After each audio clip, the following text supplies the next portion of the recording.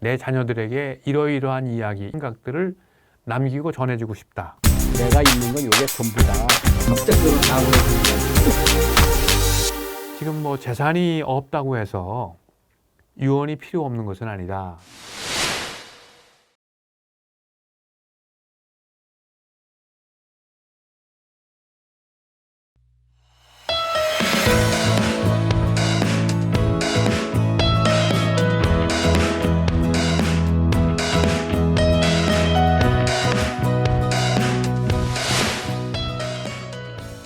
유언에 대해서 좀 더 적극적으로 생각해야 될 필요가 있다.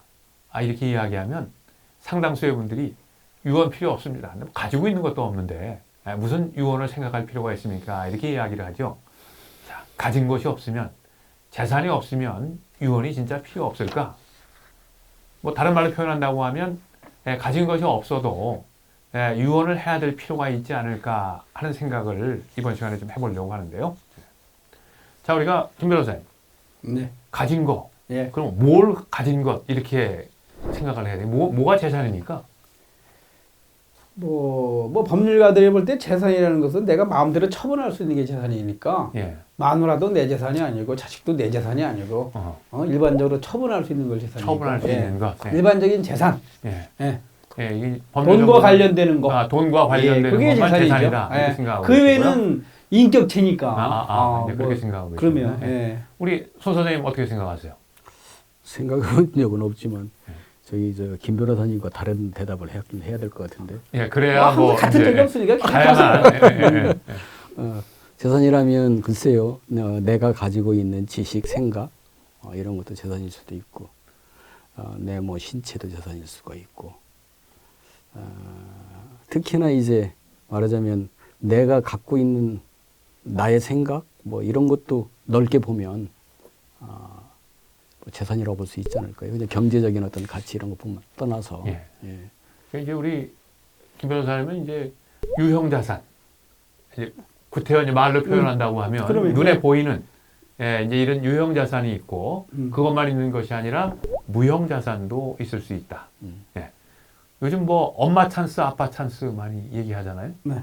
그거 뭐 보이지도 않는데 사실 돈보다 더 가치 있지 않습니까?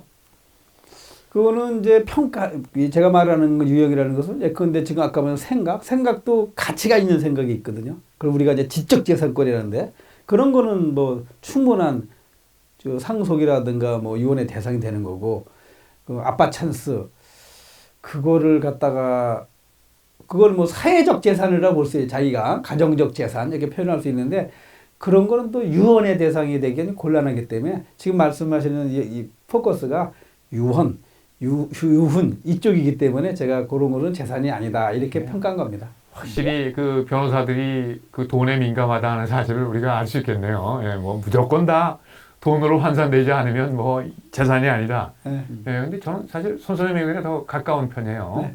네. 돈으로 환산될 수 있는 그런 재산도 있지만 돈이 아니지만 돈보다 더 큰 영향력을 미칠 수 있고 더 큰 가치를 가지고 있는 그런 재산도 누구나 다 가지고 있죠. 그럼 물론 있죠. 다만 유언의 대상이 아닐 뿐이죠, 그게.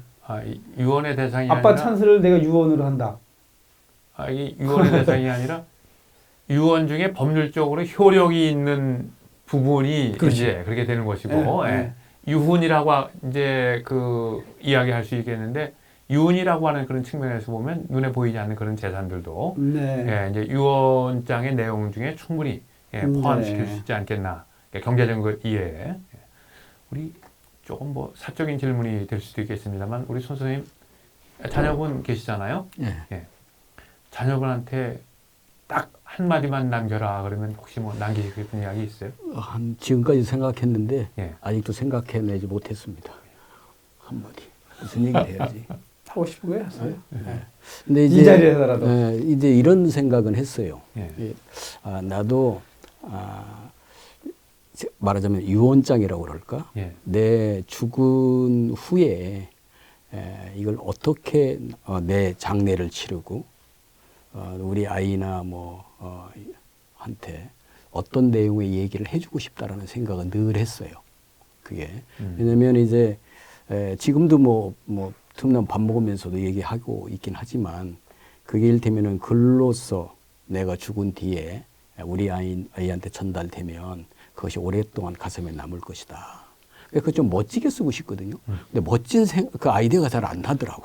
그래서 지금까지 차일피일 미루면서 예. 이제 지금까지 왔는데 얼마 전에 뭐 누구 했더니 그 한비아가 자기 뭐 유언장을 뭐 아직 보진 못했지만 유언장을 공개했다는 얘기를 제가 들었는데 저도 조만간에 한번 그런 걸 한번 시도는 해보려고 생각하는데 멋지게 쓰려고 그러니까 잘 안 될 것 같아요. 그냥 하여튼 멋없이 써야 될 것 같아요. 틀림없이 마음속에 돈 말고 내 자녀들에게 이러이러한 이야기, 이러이러한 생각들을 남기고 전해주고 싶다. 예. 하는 건 있으시잖아요. 예, 돈은 뭐 저는 뭐 큰 재산이 없기 때문에 돈에 대해서는 뭐 그렇게 특별하게 뭐 이렇게 전해줄 것은 없고 단지 이제 돈이라고 한다고 하면 혹시 아이가 우리 집사람이 모를 수 있는 것, 예? 뭐 이런 부분은 이제 밝혀서 왜냐면 사람이 사망을 하면 흔히 이제 보는 일인데 이 사람 명의의 재산이 뭐가 있는지를 막 자식들이 찾거든요. 그게. 그래가지고서 막 찾느라고도 엄청 노력하고, 그 다음에 찾고 나서 되게 허탈해하고 이런 게 되게 많아요. 그러니까 그런 노력하지 말아라.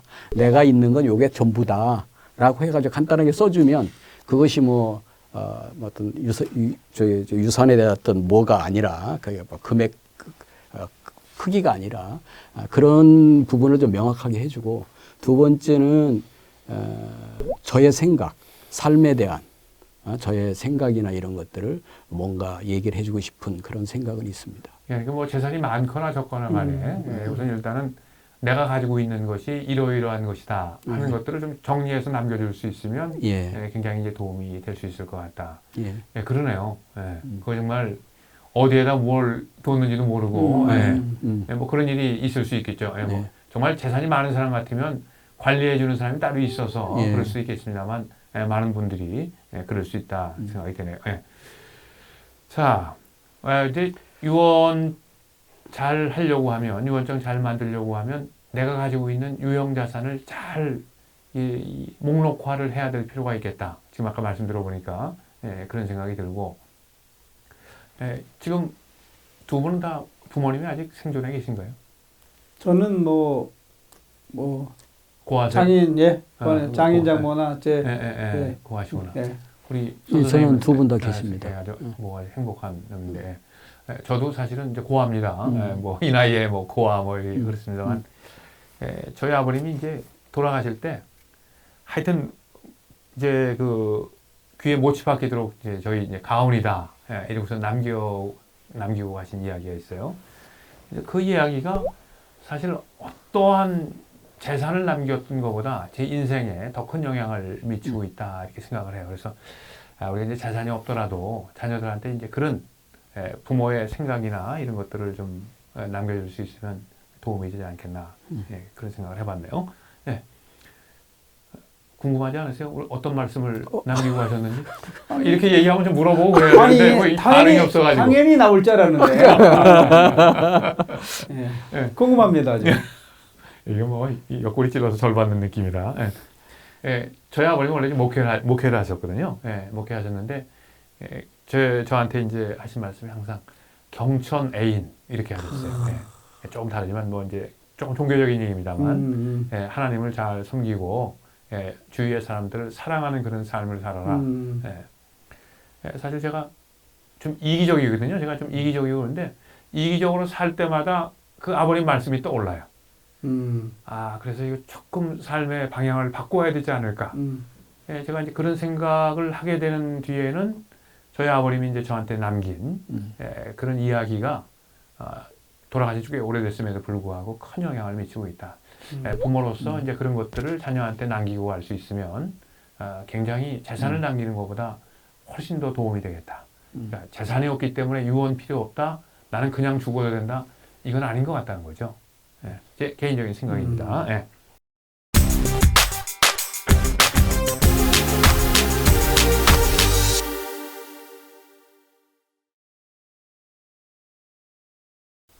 그 다음에 제가 또 몇 가지 더 이제 생각해 볼 게 있는데요. 재산이 없지만 내 몸도 사실은 그 유언의 대상이 될 수 있지 않을까 하는 생각을 해봤습니다. 요즘에는 장기 기증하고 뭐 좀 너무 주제가 좀 무거운가요? 그렇지만 뭐 예. 언젠가는 생각해봐야 될 사항. 예, 뭐 장기도 기증하고 아니면 시신도 기증하고, 예. 이게 아무 얘기 없이 죽으면 준비하지 않고 죽으면 내 시신은 그냥 뭐 화장하려거나 매장이 되거나 예, 둘 중에 하나밖에 될 수 없을 텐데 살아있는 동안에 내가 죽으면 내 장기와 내 시신은 이렇게 처리해줬으면 좋겠다. 물론 이제 우리나라 같은 경우 이제 장기 기증 서약 뭐 이런 것들이 있어서 예, 그렇게 해야 됩니다만 뭐 유언으로 해도 되지 않겠습니까? 예. 그런 걸 요즘은 또 많이 하죠. 아무래도 예, 뭐 예. 시신 같은 거 어떤 대학병원에 이렇게 해보용 또 연구용으로 많이 또 예, 유언으로 하기도 하고 또 사전에. 사전에 살아생전에 예. 통상 더 많이 하시죠. 예, 그렇죠? 기증 서약을 예, 한 거죠. 예, 예. 그게 엄밀한 거는 그게 유증이죠. 죽으면서 효력이 발생되는 그렇죠. 거예요. 예, 그것도. 뭐 장기 기증 서약했다고 예. 해서 그게 바로 효력이 있는 건 그렇죠. 아니잖아요. 예. 죽어야지만 그때 효력을 그렇죠. 발생하는 거니까. 예, 예. 그러니까 유언을 생각한다는 것은 이제 그런 것들도 함께 그렇죠. 생각할 수 예, 있는 예, 예, 그런 기회를 우리에게 주는 게 아닌가 이제 예. 이런 생각이 듭니다. 보통 네. 장기 기증 같은 경우는 사전에도 있지만 이제 유가족들이 예. 어떤 갑작스러운 사고를 당해가지고 할 때도 많이 하고 유가족들이. 예. 예. 근데 이제 유가족들이 그런 결정하는 게 쉽지 않죠. 자녀들이 모여가지고 우리 아버지의 뭐 장기를 기증하자. 이게 자녀들이 여러 대 있으면 이제 결정하는 게 대단히 어려울 텐데 유언이나 이런 것들을 미리 해놓을 수 있으면 훨씬 더 예. 이제 쉽게 예. 결정할 수 있지 않겠나. 예. 그다음에 또 한 가지 장기 기증과 관련돼 대해서 생각할 수 있는 내용은 연명 치료 거부하는 거. 예. 우리 김 여사님 혹시 나중에 치매가 죄송합니다. 예를 제가 이 특정인을 아니, 저기 연명 치료 많이 생각하죠. 요새 젊은이들 많이 하고 저도 이미 이제 그 서면화는 안 했지만 가족들한테 뭐 이러이러한 경우에는 연명 치료 하지 말아라. 뭐 충분히 주지시켜 놨습니다. 네. 변호사님한테 다 이러는데 그렇게 말로 하면 네. 그냥 마음대로 자녀들이 안 해도 됩니까? 아마 우리 애들은 제 처는 아마 신나가지고 할 겁니다. 네? 그건 뭐 걱정 안 해도 예. 뭐 약간의 주저는 할지 모르지만 바로 호흡기 뛸 겁니다. 예. 그건 뭐 제가 그렇게 당부를 했으니까. 예, 예. 근데 우리 소장님 좀 알고 계세요? 이제 연명치료 의향서의 효력, 뭐 이제 아니면 연명치료 안 하겠다고 막 무조건 가족이 원한다고 산소호흡기 뛸 수 있나요? 안 되죠.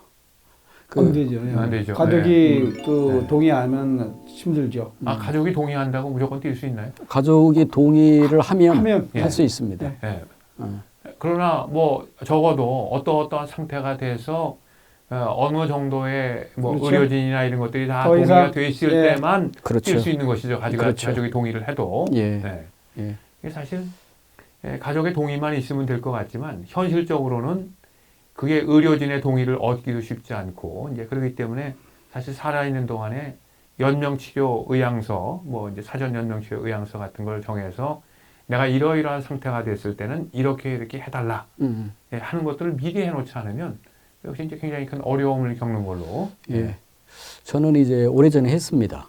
이제 초기에 가가지고 저는 서울대학병원에 가서 제 처랑 우리는 하지 말자 해가지고 같이 가가지고 했더니 그게 절차가 보니까 제법 많아요 하는 사람이.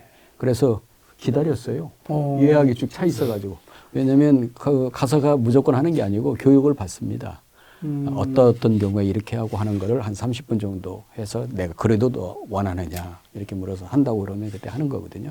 근데 이제 요즘에는 그런 그 연명치료를 하지 않겠다고 하시는 분들이 상당히 많은 걸로 알고 있습니다. 예, 제가 조금 이제 그 자료를 좀 준비를 좀 해봤는데요. 그 사전 연명치료 의향서를 하기 위해서는 법적인 그런 이제 조항들이 꽤 많이 있습니다. 그래서 이제 반드시 어떤 기관을 통해서 등록을 해야 이제 효력도 있고, 그리고 그 이전에 어떤 교육도 받아야 되고, 또 본인이 직접 작성해야 되는 것이 원칙이지만 본인이 작성하지 못했을 경우에는 뭐 이러이러한 절차를 밟아야 된다든지 이런 것들이 우리 뭐 김 변호사님은 그냥 돈 되는 법만 이렇게 많이 알고 계시고 이런 쪽에 별로 관심이 그렇죠. 돈 안 되는 건 변호사 상담을 안 하죠. 예, 네. 이건 뭐 사실 뭐 상담할 그런 부분은 아닌 것 같아요. 그냥 예. 이제 가서 우리 선생님 말씀하셨듯이 교육받고 이제 작성하면 이제 될 그런 부분들이 될 것 같은데. 예. 하여튼 지금 뭐 재산이 없다고 해서 유언이 필요 없는 것은 아니다.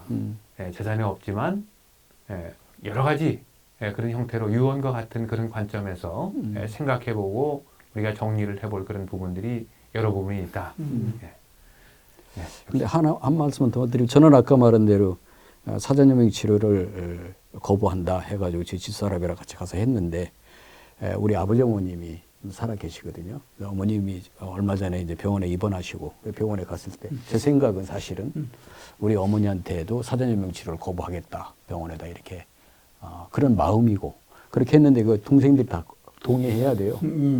동생들이 다 동의해서 이렇게 해야 되는 건데 그것이 쉽지 않더라고요. 그러니까 이런 것들은 본인이 해두는 것이 훨씬 더 좋겠다라는 생각을 했습니다. 본인이 하면 뭐 동의가 필요 없잖아요. 예, 예. 예. 그래서 이제 그 유언과 같이 자기의 삶을 통제할 수 있는 영역으로 끌어넣는 것이죠. 예, 내 몸이니까. 예, 그렇죠. 예, 내 몸이니까. 그러니까 재산이 없더라도 우리들이 얼마든지 그 유언이라고 하는 것을 긍정적으로 생각하고 접근할 필요가 있겠다. 오늘 여기까지 하겠습니다.